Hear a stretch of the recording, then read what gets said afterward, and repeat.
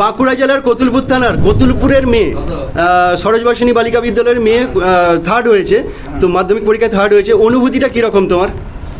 খুবই খুশি, খুবই গর্বিত হয়েছি যে কতুলপুরের নামকে এতজনের সামনে তুলে ধরতে পেরেছি, আমার বিদ্যালয়ের নামকে এতজনের সামনে তুলে ধরতে পেরেছি, মা বাবা শিক্ষক শিক্ষিকাদের স্কুল টিচার প্রাইভেট টিউটরদের আশা পূরণ করতে পেরেছি। খুবই গর্বিত। কতক্ষণ পড়াশোনা করতে? তার কোনো নির্দিষ্ট নিয়ম থাকেনি, আমি প্রতিদিন টপিক ঠিক করে নিতাম যে এগুলো পড়তে হবে, সেটা পড়ার জন্য যতক্ষণ লাগতো ততক্ষণই পড়তাম। মাধ্যমিক পরীক্ষায় প্রথম দশে থাকার জন্য বাবা মায়ের অবদান না স্কুলের অবদান? সবারই অবদান রয়েছে, বাবা মা, স্কুল টিচার, প্রাইভেট টিউটর, প্রত্যেকে। ভবিষ্যতে কি হওয়ার পরিকল্পনা আছে? ভবিষ্যতে রিসার্চার হওয়ার ইচ্ছা আছে। আগামী মাধ্যমিক পরীক্ষার্থীদের উদ্দেশ্যে কি বার্তা দিতে চাও?